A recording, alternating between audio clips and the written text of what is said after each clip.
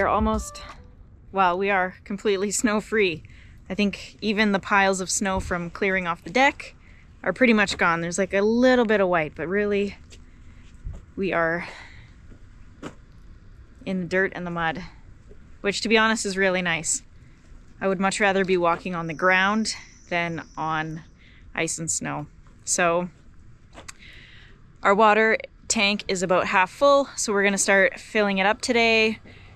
Before we went on our trip, you saw us getting our water system set up. We were trying to get it drained, the water line, and we haven't been there to check on it, but it's obviously been very warm here. So we're gonna head down there, get the water hooked up, and start filling up the tank that we have in the back of the Chevy. We're not exactly sure how long it's gonna take to fill it, so we're just gonna have to keep going up there to check on it for the next little bit until it's full, and then we will take the other truck up there with the tank, bring the Chevy back, drain that into the cistern while the green truck is filling, and then we'll just do that until the cistern is full again. It should only be 2 tanks, maybe a little bit more, but I think even if we just get 2 in there, it should be enough to keep us going for a while. So we're gonna hop in the truck and go get set up. You coming with us? You wanna show one your stick? Oh, nice stick.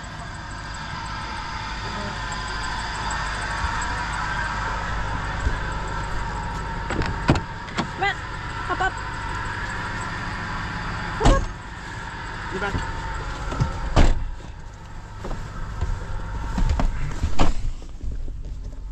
Good. How's the transmission running? I probably should lubricate it. Yeah. So we've been able to use the truck, but I have to move my body towards the center console and get both arms to get it back into park after we've gotten it into drive. So I think we had a lot of great suggestions on the video where we were working on this truck, but we just haven't had a chance to get to it yet. WD-40 on the linkage. Mm-hmm. Yeah, I agree. Woo!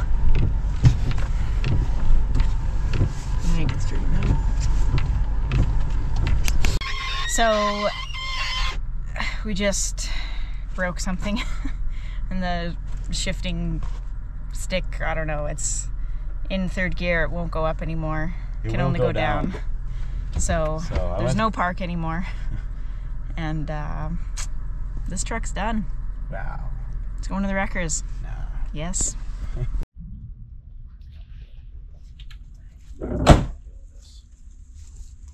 Oh, come on, man. This truck's still good, Katie. No.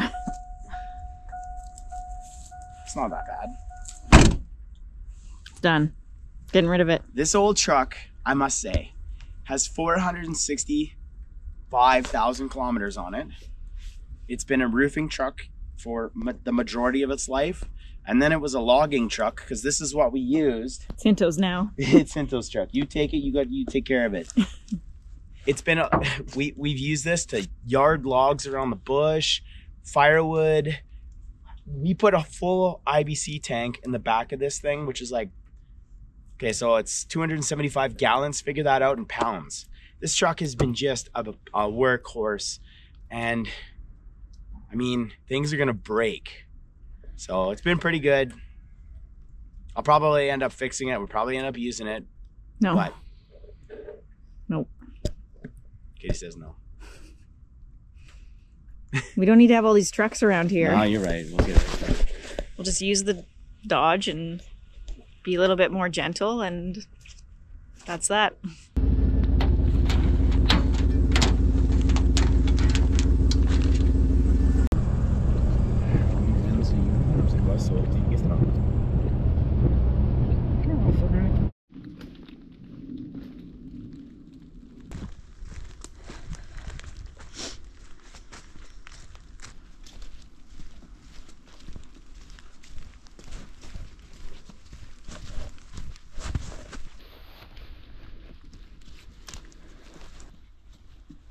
Pretty down here.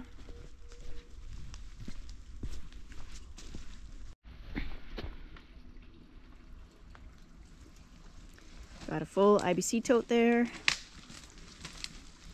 Everything's looking good. Greg's gonna get the pump hooked up. We've got the end of the line here. So once we know that it's running, he'll turn it off. I'll run the water line up to the truck and then he can restart it. So we'll just make sure everything is working perfectly while we're able to still communicate with each other and make sure that it's running.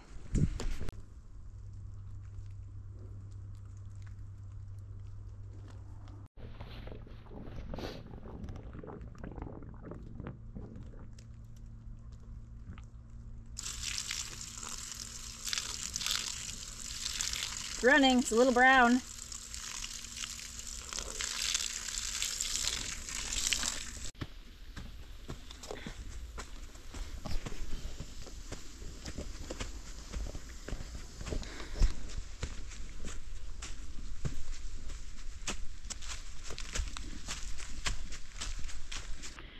Nobody talks about how many roots there are when you are doing something like this.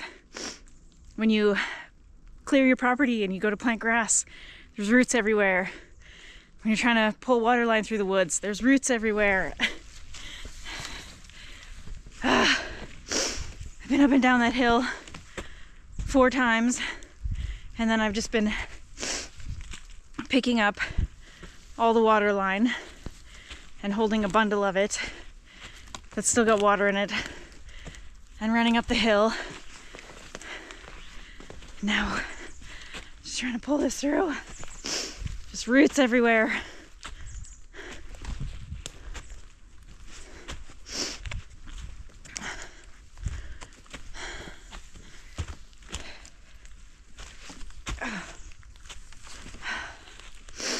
Just when you feel like you're finally moving at a good pace, the water line just sucks you back, steals all your energy.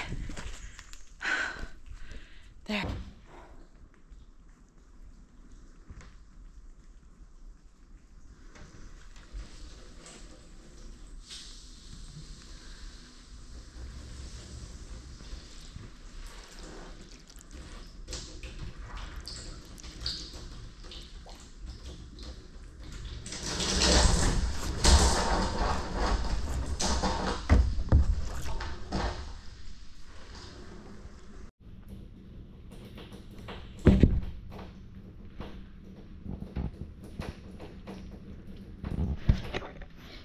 All right, finally filling.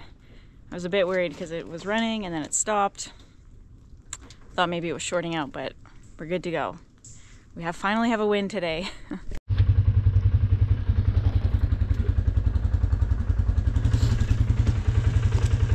Just came out to check on the water and it stopped for some reason. So I'm gonna go down there and see what's going on.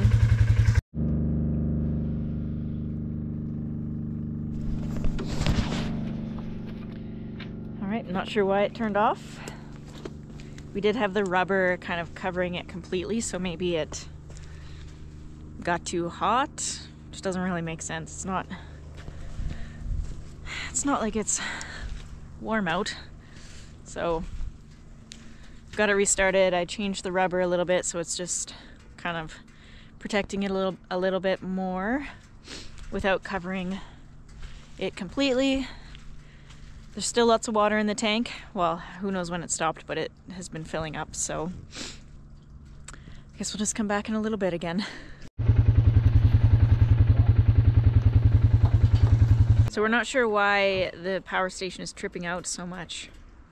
Greg thought it was a kink because he came back after I came back to check on it and found a kink, figured that it was creating too much pressure for the pump to push it up the hill, but it's turned off on us again, so not really sure what's going on. We've got a full tank just about, so we can get that water into our cistern, and we're still winning. But we want to try and get the pump to run a little bit so that it can create a siphon to pull the water out of the pipe coming back, if that makes sense. We're hoping that the siphon will help empty the water line, so it doesn't freeze overnight. So see how that goes.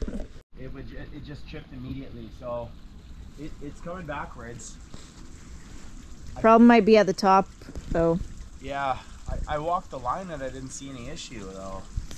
It is hard. We're like talking probably almost 200 feet. Nah. We're starting to wonder if the pump is not strong enough to push up the hill, but when we have the water running to our house, there it goes up the hill and then it goes down. So maybe with that downhill siphon, it helps get the water all the way to our house. But because we don't have the downhill part, when we pump it up to the truck like this, it's not happy. So have to experiment a little bit, I guess, and see if we can figure it out.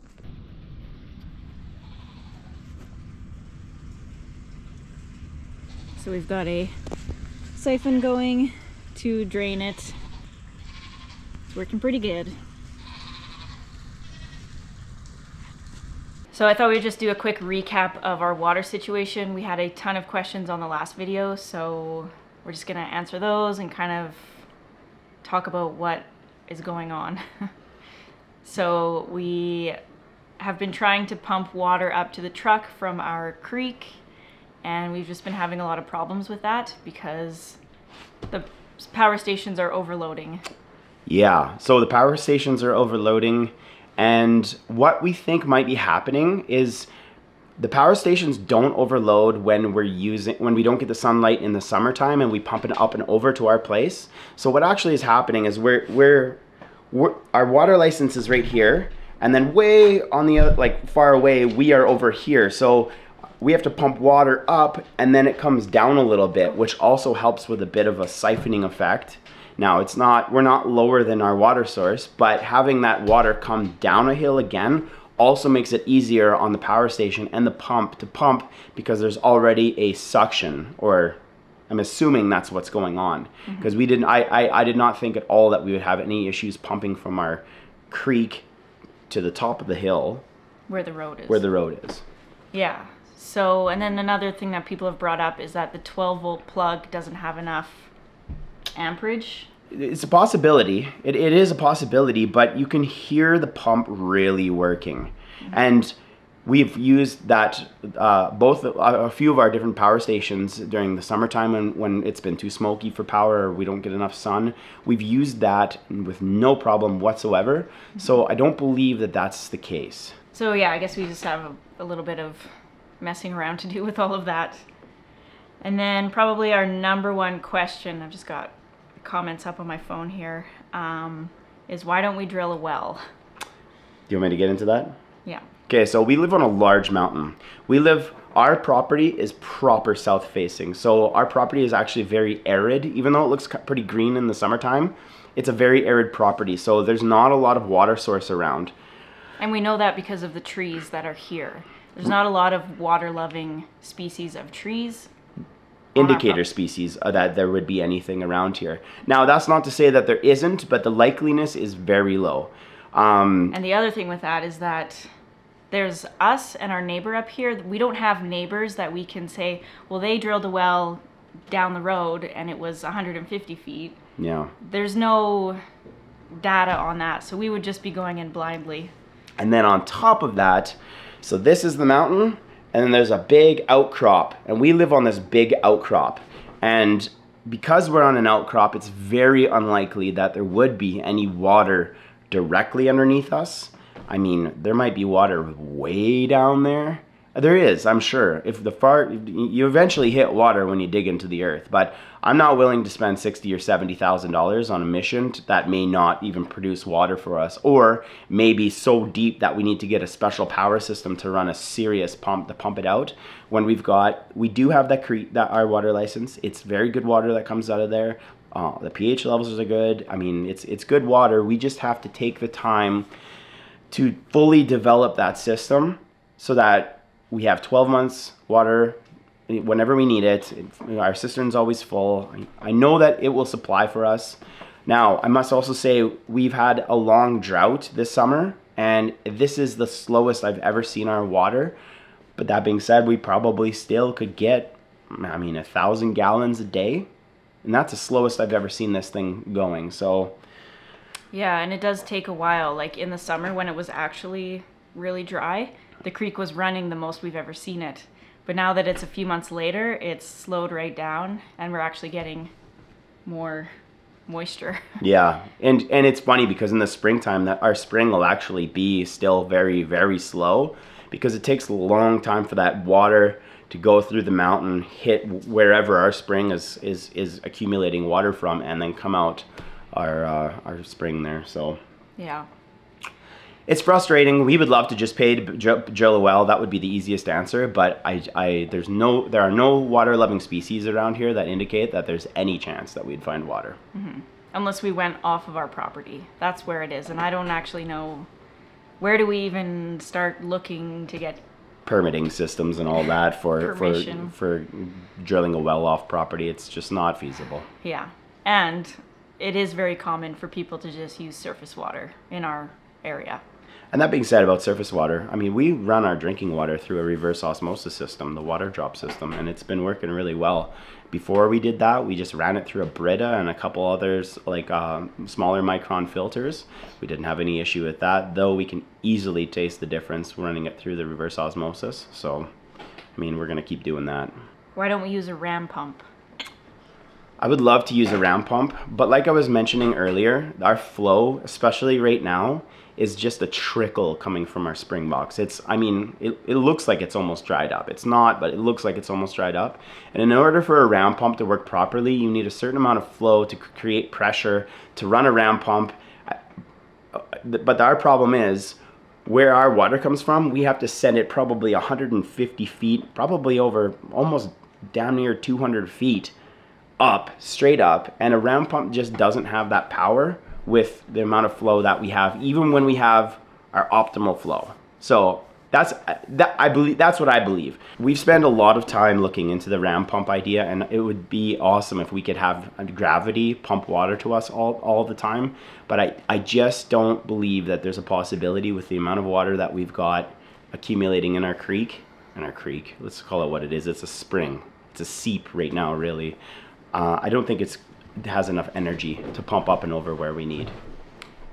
Yeah, but it's probably worth a try. We can try. Make a video out of it and see how it goes. And that's a great idea. And honestly, when we get our line installed in the earth so that the frost, that's another thing. If the ram pump ever failed, our water line, that's 400 meters. That's half a kilometer. I don't know what, or almost half a kilometer. I don't know what that is in miles, but it's quite a ways to get water here. If that froze one time, that's it for the winter, and we don't have water. Another question we get, why don't we melt the snow to make water? And, well, I mean, this year is a good example. We don't have any snow yet to melt, but it has been freezing, so there's no snow to melt. And then the other reason is we have 3 dogs, 7 goats, and 30 birds that walk around here. And I don't really want to melt the snow that they've been They poop near. and pee everywhere. Another question that I don't know if Katie has in her list is rainwater catchment.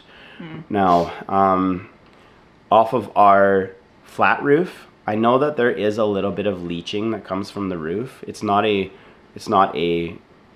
clean water source coming off of a bitumen, or like a SBS roof or a torch-on roof. So that would be out of the question for drinking water. And then the other thing is our metal roof. I mean, we could get water off of that and treat it fine, but in the summertime, we don't get any rain. It's fire season, we get nothing here. It's just, we don't want to rely on something that gives us a little bit for just a little bit. Like the amount of rain that we get here, it comes in seasons. And it's all at once. We get all the water at once, yeah, and then there's nothing. Yeah, and then there's nothing. So rainwater catchment really doesn't work for us either. Yeah. But on that note, if we did have big storage tanks, we could store the water. And ideally, we would like to have a bunch of big tanks. But for now, we have our 1,200 gallon cistern, and that's what we're using. And ultimately, like with all these questions, the one system that we can rely on is the one that we're going to implement on our mountain spring, our creek. We're going to have a a way for 12 months out of the year, water to get to our home, and then we can rely on that 12 months a year. When it's flowing fast, we can use more because we actually are licensed to quite a bit of usage. And then when it's running slow, we'll just be a little bit more careful with water. So a question we got is, do your nearby neighbors have a water source? When you built your home, was there a water source available? And did you know that you would have to truck water and then haul it to your home? And our neighbor has the same water source as us, although his is set up to run all year round. Although it's gravity feed, actually. He has a gravity feed system. It is enough for his house alone. He's got his own issues with water because he's got higher levels of iron in it, and it just mucks everything up. So it's something that he has to deal with his spring that comes out, which is connected pretty much to the same spring that we have. But his spring alone, he has a gravity feed system. We wouldn't be able to share that because it's just not enough water to sustain us both. Mm-hmm. And when we bought the house, when we bought the piece of land, we did know that there was a water license attached to the deed, and we didn't think that we would be hauling water. We knew that we would be for a while until we integrated everything. Mm-hmm. But if you remember last winter, Greg was saying, this summer we're gonna get our water line buried. No, not happening. Okay, I'm putting on my hand. Everybody, this spring, we're getting the water system in, okay, Katie? Okay. Because I don't want to haul it around anymore. It's such a hassle. We overload our trucks. It's super hard on our equipment. It takes forever. Yeah, so I think that should pretty much cover the most common questions we're getting about our water situation. It's just an evolving process, and the way it is when you live off grid and you're starting from scratch. So if you're looking for property and it doesn't have water, reconsider, because it is it's super important to have a good and easy to get to water source. All right, we'll see you in the next video.